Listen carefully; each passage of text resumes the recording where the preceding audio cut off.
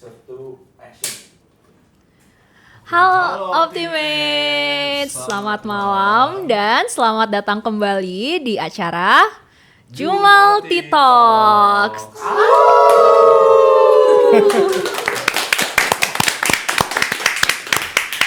Oke, jadi pada episode kedua kali ini kita kedatangan tamu yang sangat spesial, di mana tamu ini merupakan alumni dari Teknik Industri Universitas Telkom, dan ini merupakan guest pertama kita yang merupakan seorang praktisi dan yang juga udah sukses di sana ya. Mari kita sambut Pak Bima, beri tepuk tangannya dulu yang meriah. Ya, terima kasih. Selamat malam Pak Bima. Malam Mas Fauzi, terima kasih Mbak Laksmi ya. Gimana Terima kasih Mbak, juga, bagaimana Bapak. kabarnya Pak? Alhamdulillah baik ya. Ya mudah-mudahan baik terus ya. Amin. Apalagi lagi perubahan cuaca ya. Seperti itu. Betul banget. Mungkin boleh perkenalan dulu dari Pak Bima nih Pak, kepada para Optimates. Oke, selamat malam Optimate semua. Saya Bima Rahmadi Putra. Mungkin saya mahasiswa yang udah cukup lama ya. Di Teknik Industri saya alumni 2010, saya lulus 2014. Seperti itu. Saya asli Bandung. Gitu ya. Oke. Asli Bandung. Bandungnya daerah mana Pak? Kebetulan dekat dari sini sih. Saya Bandungnya di Kopo. Kopo, Ya, di Cibaduyut. Ya. Sama Pak, saya Betul. juga kebetulan. Ya, di Kopo. betul. Bapak Koponya di Saya di Kopo Permai, Mas. Kopo Permai. Iya, jadi ya Kopo dan Cibaduyut terkenal lah ya dengan macetnya ya. Betul, jadi luar biasa gitu. Iya, bener. Tangguh-tangguh orangnya ya. Untuk orang-orang sabar Pak. Iya, betul. Oke, Optimates. Jadi Pak Bima ini merupakan rekomendasi spesial dari Kaprodi kita yang merupakan guest episode pertama kemarin ya, Pak Rino. Jadi katanya Pak Rino tuh, ayo langsung undang aja Pak Bima gitu ya. Kayaknya tuh Bapak dan Pak Rino ada hubungan yang sangat erat sekali ya Pak ya. Sebetulnya nggak begitu erat, cuman kebetulan kita satu lingkungan kerja ya di sini ya di Telio gitu ya. Terus waktu kita sholat Jumat mungkin saya masih mengenal beliau karena beliau cukup ini ya awet muda ya. Iya, Ya, benar. jadi dari dulu sampai sekarang Pak Rino tuh masih seperti itu gitu loh. Bentuk dan ininya gitu ya, apa namanya, ekspresinya seperti itu. Dan terima kasih juga ya buat Pak Rino, mungkin mudah-mudahan apa namanya Jumalti ini gitu ya ada manfaatnya lah buat teman-teman teknik industri ataupun teman-teman alumni. Makanya nanti juga kita ngajak lah teman-teman alumni ya untuk kesini, terutama yang di Bandung lah gitu. Setuju. Ya. Oke, berarti ini awal mulanya sampai Pak Bima bisa ke Jumalti nih karena di sholat Jumat Pak ketemunya. Ya, nah itu makanya saya juga Banget. hebatnya Parino ya mungkin ya. Parino itu memang baru minggu lalu dia bilang, ayolah datang ke podcast. Saya pikir kan mungkin bercanda atau mungkin masih wacana beberapa bulan gitu ya, beberapa minggu gitu. Ternyata selang seminggu langsung Terrealisasi Pak. diundang ke sini gitu loh sama Parino, luar biasa. Luar biasa banget. Terima kasih banyak Pak Rino udah menghadirkan Ya, guest terima pertama kasih, kita di terima sini. Jadi Pak Bima ini seperti yang tadi udah dibilang ya Bu, merupakan alumni Teknik Industri Telkom University angkatan 2010, terus lulus pada tahun 2014 dan perjalanan karirnya Bapak ini berwarna banget Pak ya. Dari pernah berkarir di berbagai bidang seperti dari sales forecasting, terus akun manajemen, business development, operasional, hingga menangani proyek-proyek B2B dan B2G Pak ya. Ya, Dengan betul. nilai yang fantastis banget Pak. Boleh tepuk tangan dulu. Oke. Keren banget Pak Bima. Bahkan pernah dapatkan ini pelanggan kelas A ya Pak ya, mempertahankan pelanggan kelas Ya, A. Mungkin bisa diceritain Pak. Ya mungkin dari awal ya, mungkin ya dari kenapa saya milih teknik industri ya. Jadi sebetulnya cukup panjang ya. Di 2010 itu saya lulus SMA. Nah akhirnya saya kayak teman-teman lah ikut, dulu namanya SPMB ya. Jadi jalur resminya gitu ya. SPMB, terus juga jalur yang mahal ya juga saya ikut gitu ya, USM-nya kayak gitu. Terus akhirnya alhamdulillah saya nggak keterima tuh di ITB. Saya pilih teknik perminyakan sama teknik apa namanya pertambangan, seperti itu. Terus saya coba lagi ikhtiar ke Jakarta, saya coba ke Trisakti karena di situ ada apa namanya jurusan teknik perminyakan ya, sorry ya, teknik perminyakan. Nah alhamdulillah di situ lulus tuh. Di situ lulus ya, kita lolos. Kita bayar DP dan lain-lain. Nah tapi ini ada sedikit cerita unik gitu. Jadi Gimana mungkin tuh Pak? hari ini saya harus maksimal bayar Trisakti. Persis besoknya itu pengumuman masuk teknik industri di sini. Saya masuk atau enggak gitu loh. Jadi saya ikut semua tuh. Swasta setelah negeri saya nggak keterima gitu ya. Saya ikut ke mana-mana ke swasta. Nah akhirnya antara kalau saya nggak ngambil Trisakti artinya saya gap year gitu loh. Belum tentu saya keterima di sini gitu kan. Ada kemungkinan ya 50-50. Tapi kalau misalnya saya udah bayar Trisakti, ternyata saya keterima di sini, saya disuruh pilih gitu kan. Disuruh pilih yang mana. Nah mungkin ya takdir Allah saya pilih di sini di Teknik Industri Bandung ya karena beberapa pertimbangan juga ya seperti itu pada zaman itu 2010 dan lain-lain dan juga pertimbangan keluarga juga gitu. Tapi ini unik banget deh Pak, maksudnya kan Bapak sebenarnya minat awalnya tuh berarti di teknik perminyakan ya Pak, dengan teknik industri itu kan cukup jauh gitu Pak. Apa pertimbangannya teknik industri gitu Pak, kenapa nggak pertambangan dan sebagainya gitu? Nah itu makanya sebetulnya ada pilihan ya. Kenapa saya ada pilihan ke tambang atau ke minyak, karena referensi keluarga saya banyaknya engineering dan memang banyaknya di industri itu gitu loh, oil and gas seperti itu. Dan salah satu jalan untuk menuju situ ternyata nggak cuma harus masuk teknik perminyakan gitu loh. Ternyata di teknik industri pun kita belajar supply chain, belajar manajemen dan lain-lain. Nah itu salah satu gerbang untuk menuju ke sana lah. Gitu, walaupun akhirnya takdir berkata lain, mungkin saya belum masuk ke oil and gas industry gitu ya, seperti itu. Jadi ya semua kita lakukan gitu ya sampai ikhtiar kita semaksimal mungkin gitu ya. Untuk masalah hasil itu kan yang di atas ya Mas ya, Mbak ya, seperti itu.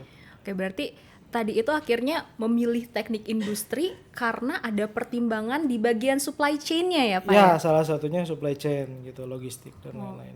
Nah ini menarik Bu, tadi kan pertimbangannya dari supply chain dan sekarang Bapak lebih expertnya nih lagi terjun di marketing. Nah, mungkin bisa cerita Pak gimana dari supply chain terus ke marketing Pak? Nah itu mungkin ceritanya begini, mungkin teman-teman yang di semester 6 ya sekarang.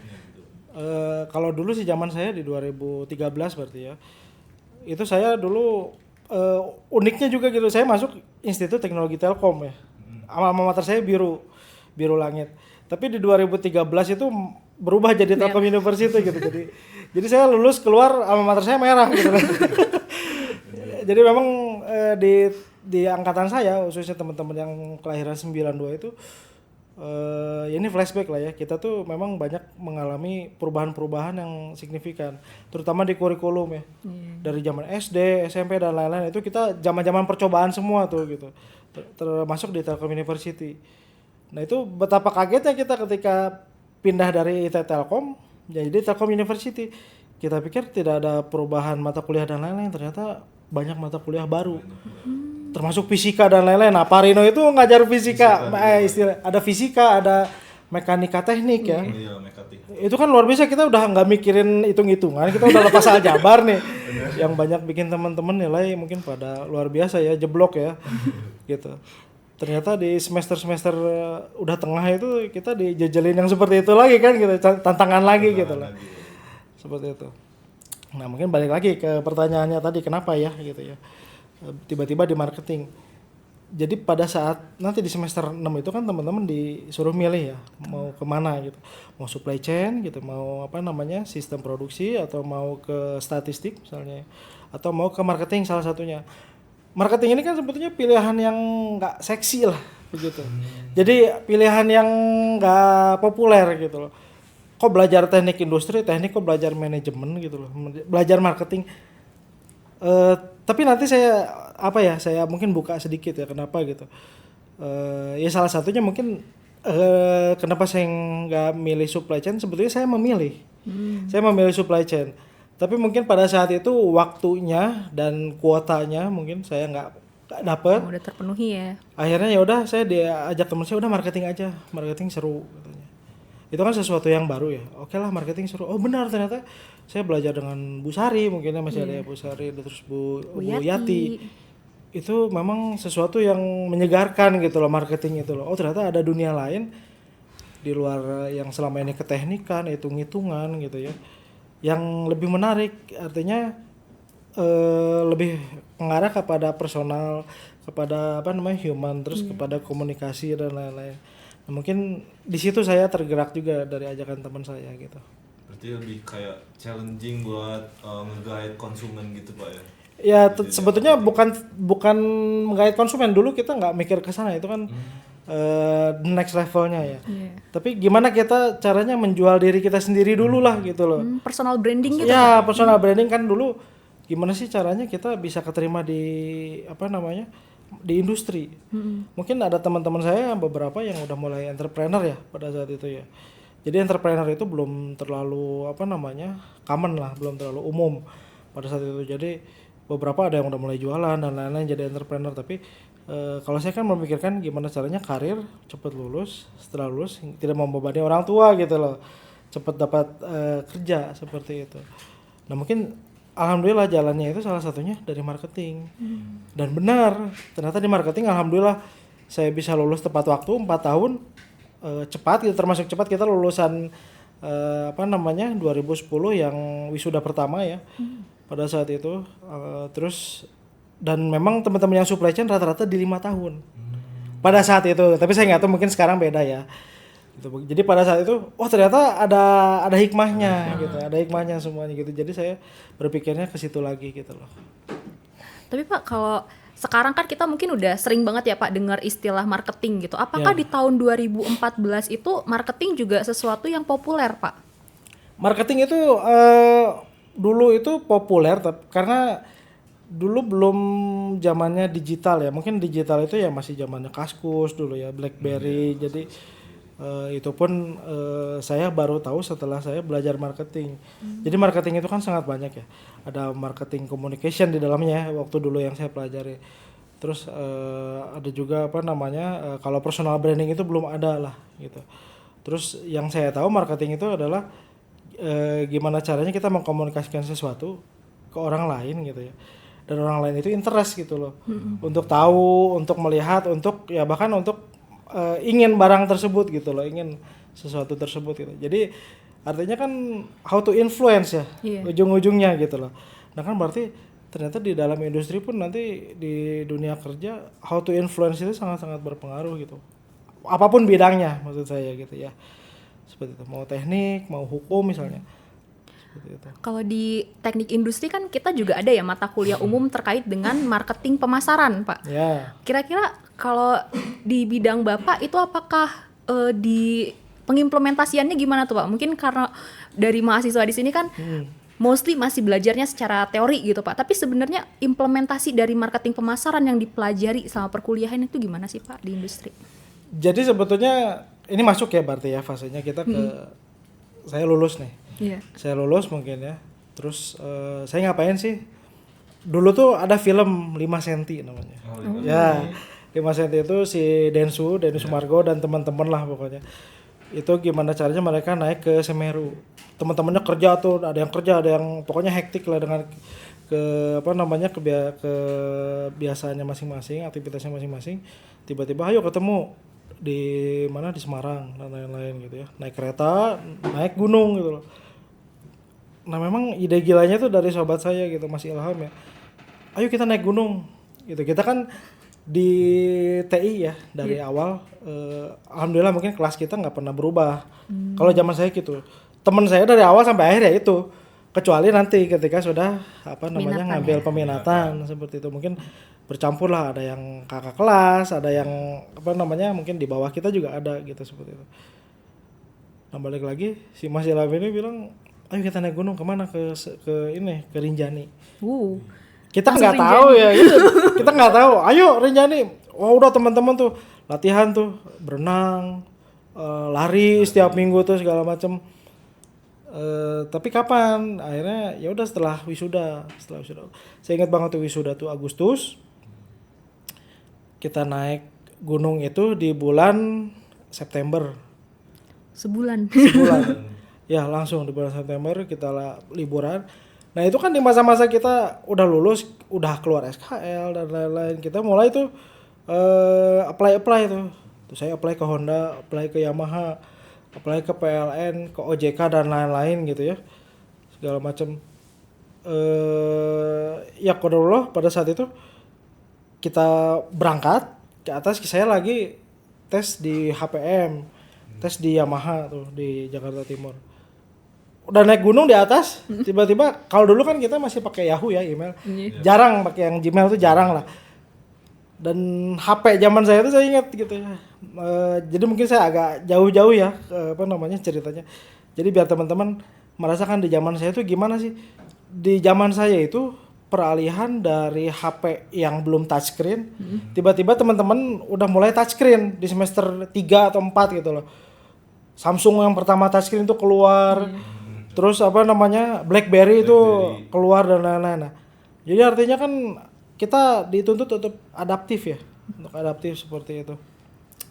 Nah akhirnya dengan HP pertama touchscreen dan lain-lain, kita ikutilah, kita beli dan lain-lain. Nah itu kan cukup membantu tuh ketika kita di gunung dan lain-lain, masuk tuh email. Nah mungkin kalau HP-nya masih HP jadul kan mungkin nggak masuk ya email ya. BlackBerry pun berat gitu mungkin ya, seperti itu. Akhirnya masuk email, ternyata saya disuruh, saya udah tes, saya disuruh tes kesehatan. Itu posisinya udah di puncak gunung, di Pak? Ya, saya di puncak gunung. Nah akhirnya kan dengan ilmu marketing saya gini, saya mengatakan apa adanya, saya di atas gunung. Gimana kalau saya nego gitu loh, gimana kalau misalnya saya bisanya tanggal sekian setelah turun gunung dan lain-lain. Ya mungkin ada kemungkinan ya 0 atau 100 gitu loh. Ya entah dibalas entah nggak dibalas, kita dicuekin gitu. Nah mungkin di situ belum rezekinya saya di Honda pada saat itu. Nah akhirnya setelah turun gunung dan lain-lain, nah akhirnya kita sibuk lagi tuh cari kerja kan segala macam. Akhirnya tes di Yamaha lanjut dan lain-lain. Nah setelah di tes Yamaha itu ternyata ada tawaran kerja di Jarum Group di Karawang gitu kan. Pada saat itu mungkin nama perusahaannya nggak begitu familiar karena anak perusahaannya Jarum gitu ya, Bukit Muria Jaya namanya di Karawang. Nah itu ada teman kita yang udah di sana tapi dia nggak mau ngambil nggak? Oh ya of course lah saya ambil karena orang marketing itu oportunis gitu loh. Kita lagi tidur pun kita jualan gitu loh. Kayak gitu. Jadi 24 jam of course kita pikirkan apa yang kita bisa selling gitu loh. Orang lain seperti itu. Nah akhirnya kita ambil. Setelah masuk, saya pikir saya akan ditempatkan di marketing gitu ya, di benak kita. Ternyata ini penempatannya untuk di supply chain. Nah kan balik lagi gitu kan. Nah kan balik lagi mungkin maksudnya Allah gitu ya. Seperti apa gitu ya. Ini kok saya balik lagi ke supply chain gitu. Padahal saya di data nggak begitu kuat lah gitu. Tapi bisa dipelajari lah. Tapi pada saat itu memang opportunity ini kenapa ditawarkan ke kita, karena memang requirement-nya cukup berat gitu. Kita kerja langsung dengan konsultan asing dari Meksiko, dari India, dari Perancis, yang mana bahasa Inggrisnya memang harus bisa lah. Kalau dibilang cukup kuat banget enggak lah, TOEFL-nya 500 mepet lah kalau saya gitu. Tapi 500. Kan kita modal berani gitu ya, modal oke aja dulu gitu loh. Pada saat itu ya saya saya terima gitu tawarannya dan lain-lain. Alhamdulillah di situ masuklah saya jadi supply chain gitu. Masuklah saya jadi supply chain. Nah, balik lagi ke pertanyaannya, apa hubungannya marketing gitu loh ke pekerjaan dan lain-lain. Nah ternyata selama 8 bulan saya di supply chain, dan teman saya kan jadi seangkatan tuh ada 3. Saya tuh compete sama teman saya yang satu lagi. Teman saya satu udah masuk. Saya memperebutkan satu posisi itu dengan teman sekelas saya yang lebih pintar dari saya. Saya ditanya sama direkturnya, kamu sama teman kamu lebih pintar mana? Kalau kamu di posisi itu kan luar biasa. Mungkin secara IPK saya kalah, Pak. Tapi kalau secara skill saya boleh diadu. Saya bilang gitu apa adanya. Mungkin dari situ ya saya diterima gitu. Diterima di posisi itu. Tapi teman saya alhamdulillah dia diterima juga di posisi yang lainnya gitu. Jadi ini tiga alumni Telkom masuk ke perusahaan itu gitu langsung. Nah, jadi pada zaman itu beberapa teman-teman juga ada yang masuk lagi ke situ gitu. Seperti itu. Nah setelah 8 bulan di supply chain ternyata nggak sampai di situ, ternyata kita masih dipantau sama direktur sama CEO kita gitu loh. CEO kita kan masih family-nya Jarum lah ya. Nah ternyata setelah itu datanglah offering, Bima kamu mau nggak kita tempatin di sales, sales lokal ya kan, kebetulan ada yang lokal, ada yang internasional, ada yang ngurus market luar. Oh ya silakan Pak, saya bisa coba, saya pelajari gitu. Seperti itu. Ya udah masuklah saya ke sales lokal gitu. Seperti itu. Berarti dari supply chain pindah ke sales dulu ya Pak ya? Ya betul, dari supply chain saya 8 bulan, projectnya beres di perusahaan itu, supply chainnya baru kan gitu, jadi baru terbentuk. Setelah itu saya handover gitu ya ke yang lain, masuklah saya ke dunia marketing sesungguhnya. Berarti di situ awal perjalanan karir Bapak buat di marketing lah ya. Ya betul, disitulah istilahnya trial and errornya saya di di real life-nya gitu lah. Seperti itu. Wah menarik banget ya. Tapi zaman Bapak udah ada mata kuliah marketing pemasaran belum Pak? Sudah ada. Dulu kan Philip Kotler ya. Ya, sampai sekarang kayaknya masih itu ya? ada ya. Ya itu memang bapaknya marketing sedunia ya. Ada nggak Pak materi yang Bapak inget banget dan itu akhirnya Bapak pas dipindah ke sales langsung kayak oh kayaknya saya bisa menggunakan ini nih, atau setelah sekian lama baru akhirnya ada yang digunakan dari keilmuan yang telah dipelajari? Nah ini jadi sebetulnya memang teman-teman yang belum lulus nih pasti banyak bertanya-tanya gimana sih kerja ya. Benar-benar dipakai nggak sih skill kita atau yang dipelajari gitu ya. Ternyata 100% hampir nggak ada yang kepake sebetulnya. Karena kenapa? Wong saya marketing kok tiba-tiba supply chain disuruh ngurusin forecast pro dan lain-lain. Itu kan makhluk baru gitu loh buat kita. Tapi kan yang penting saya bisa Excel, saya paham bahasa Inggris. Dia ngerti dia menjelaskan seperti ini, outputnya apa gitu loh. Yang penting kan itu. Kan proses bekerja seperti itu. Atasan maunya apa outputnya gitu. Kita tangkap, kita terjemahin kan ke teknisnya gitu loh. Seperti itu. Jadi artinya saya membuang ego saya gitu loh. Egosentris itu ya artinya saya harus marketing nih, gimana masa saya marketing kok masuknya supply chain gitu loh. Nah akhirnya kan mental ingin belajar gitu loh, mempelajari hal baru, disuruh apapun harus mau gitu, seperti apa. Dan harus fast learner intinya kalau di industri itu ya. Fast learner itu artinya ketika kamu disuruh ini segala macam, kamu cepet gitu, bisanya cepet dan nggak perlu banyak tanya dan lain-lain. Dilepas itu kamu udah bisa gitu loh. Seperti itu. Jadi itulah yang membentuk diri kamu sesungguhnya nanti gitu kan. Berarti menarik ya Pak. Berarti untuk peminatan itu nggak selalu peminatannya apa, bekerja di awalnya apa, itu nggak selalu ya Pak. Berarti mungkin yang takut, waduh saya mungkin ketolak di peminatan ini, keteriamannya di peminatan ini, takutnya pekerjaan saya ke depannya di peminatan itu terus, berarti nggak selalu begitu ya Pak? Enggak, karena kan sebetulnya nanti industri itu kan kamu yang pilih. Betul. Di tengah. Jadi pekerjaan pertama belum tentu pekerjaan selanjutnya kamu, karena saya pun fluktuatif gitu loh. Saya luar biasa. Mungkin kalau teman-teman saya itu banyaknya kutu loncat nyari yang lebih besar gajinya gitu. Kan rata-rata gitu ya. Secara ininya. Oke, pindah ke sini nggak apa-apa, nggak masalah. Yang penting tergantung goalsnya kamu gitu loh. Mau kemana gitu kan, seperti itu. Jadi sebetulnya tidak ada yang salah, tidak ada yang benar. Gitu. Yang penting selama kamu masih di jalurnya gitu dan itu halal, silakan gitu loh. Berarti tadi keywordnya adalah harus menjadi orang yang mudah beradaptasi ya Pak terkait dengan apapun yang diberikan, dan harus bisa belajar dengan cepat ya, fast learner. Nah jadi walaupun mungkin kita sudah mempelajarinya di kampus, itu juga bukan berarti semena-mena nggak berguna sama sekali ya Pak ya, tapi betul. Juga bakalan kepakai di momen-momen tertentu, dan at least knowledge-nya kita harus punya juga ya Pak ya.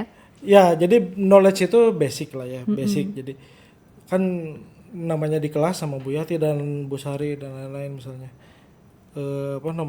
ilmunya seperti ini, di lapangan kan bisa jadi beda gitu. Karena di lapangan itu marketing macam-macam. Ada yang B2C dengan B2B udah beda gitu loh. Secara secara prinsipnya seperti itu. Jadi artinya teman-teman tuh yang masih kuliah gitu ditanamkan gitu bahwa kuliah itu sebetulnya bukan biar kamu bisa aja, tapi kamu belajar problem solvingnya gitu loh. Makanya kan dikasih soal, kenapa dikasih ujian ya? Karena saya juga baru tahu, oh ternyata problem solvingnya nih anak kalau dikasih kerjaan ini gimana kira-kira gitu loh sama atasan tuh gitu. Kira-kira kamu nanya nggak? Kira-kira kamu seperti apa gitu memecahkan teka-teki ini tuh gitu loh. Gitu seperti itu nih. Mungkin kalau menurut saya sih sebetulnya nggak ada yang nggak ada yang sulit ya. Kalau kita mau ya. Bener. Nah, marketing pun ilmunya masih kepake waktu saya supply chain. Kenapa? Karena supply chain saya kan mengkolek data dari sales-sales. Yang mana sales-sales itu kan senior ya rata-rata. Ada yang udah manajer dan lain-lain, itu kan mereka sibuk gitu loh.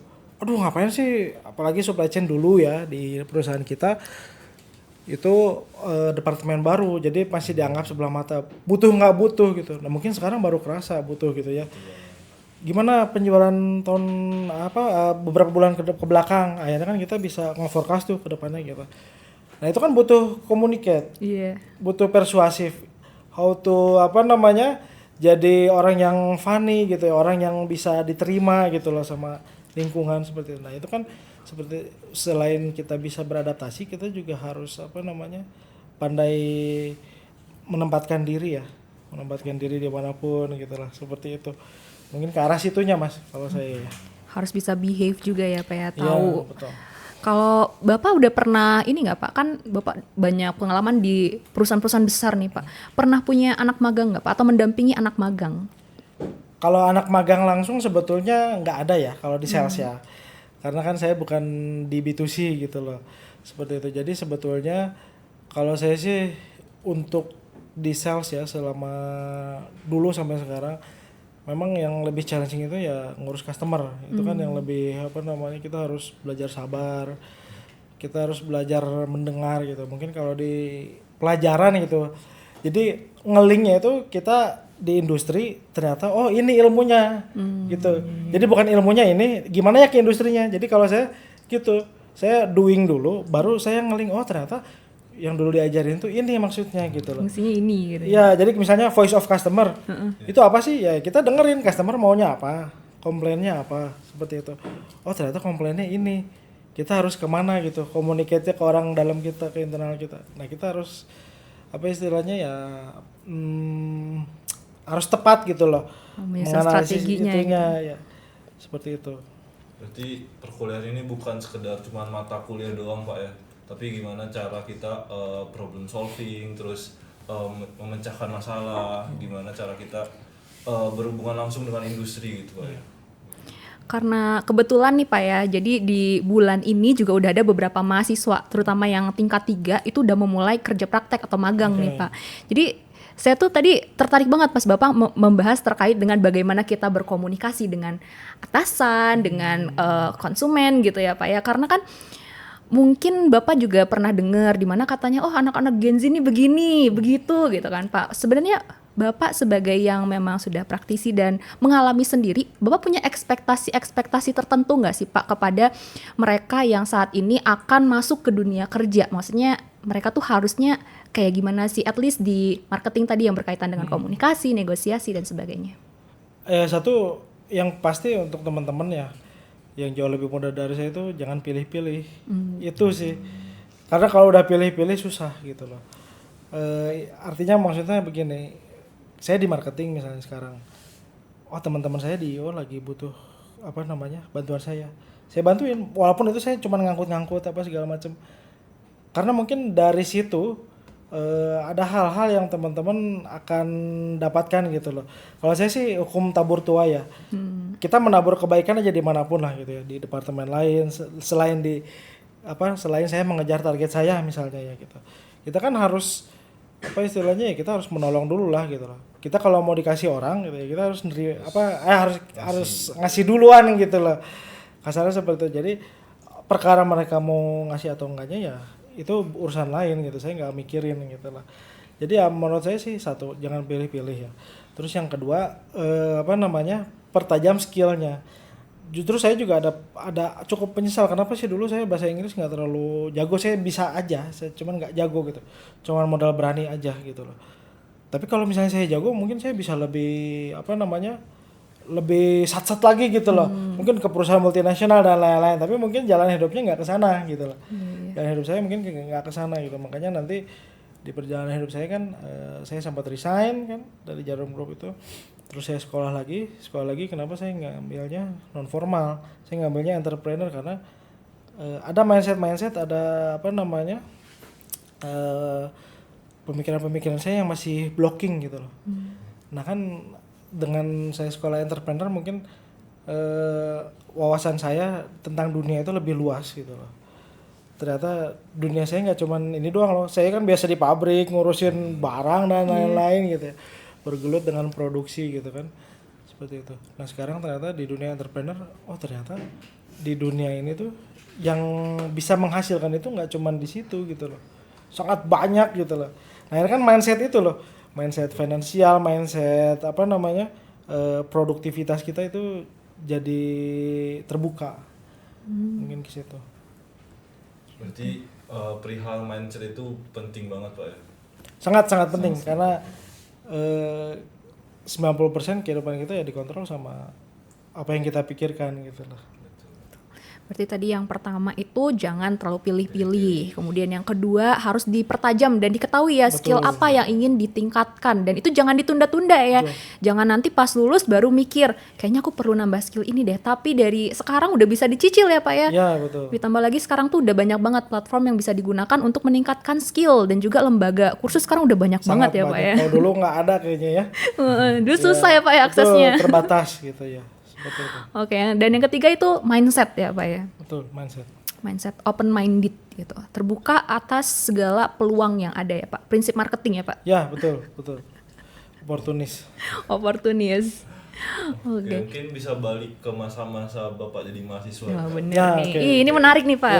Flashback dikit tuh. Flashback Pak. Berarti Bapak pas saat menjadi mahasiswa itu Bapak tipe mahasiswa yang berorganisasi atau yang kayak gimana Pak?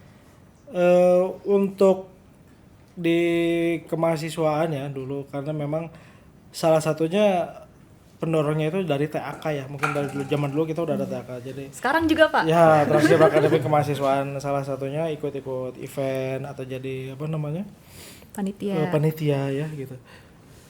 Nah mungkin pada saat itu teman-teman saya di circle saya gitu ya, kita lebih tergerak ke arah yaudah kita inilah masuk BEM. Seperti itu kan, dulu mungkin BEM nggak terlalu populernya itu lebih ke himpunan gitu. Memang karena himpunan itu sampai saat ini HMTI ya termasuk yang cukup solid lah dibanding dengan forum alumninya sendiri ya, sebagai keseluruhan forum alumni STT Telkom itu FAS gitu ya.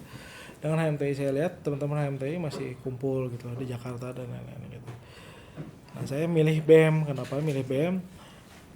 Ya salah satunya mungkin saya belajar ini apa namanya, gimana sih caranya kita dipercaya sama mahasiswa, sama teman-teman gitu ya, untuk menyalurkan suara-suaranya gitu loh.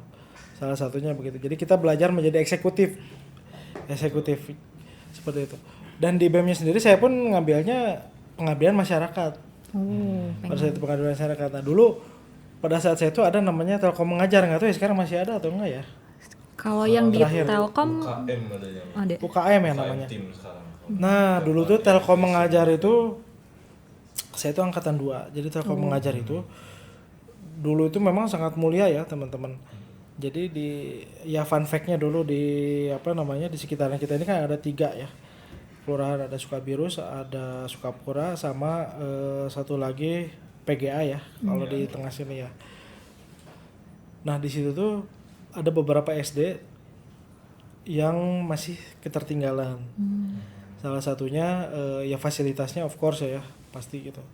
Di istilahnya gini, jadi terlalu kontras. Kita ini kan kampus yang termasuk besar. Dari dulu memang tanah kita udah 20-an hektar dulu, sekarang mungkin sampai 50-an hektar lah ya.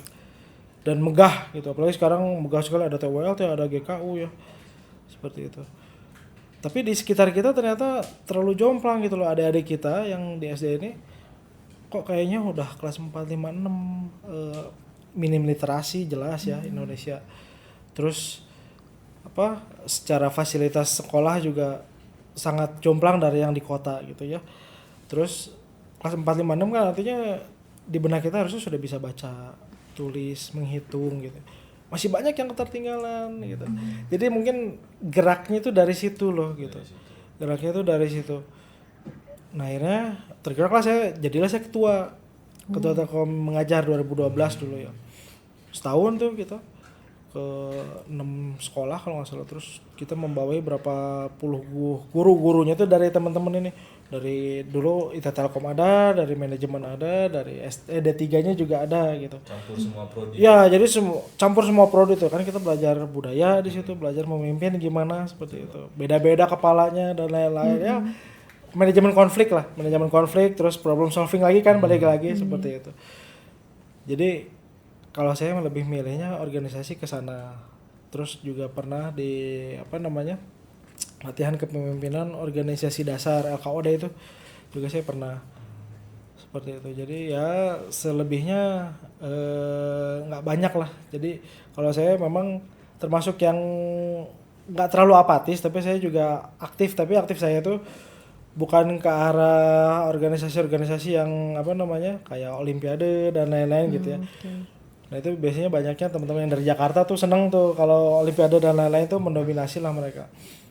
Kalau dulu ya.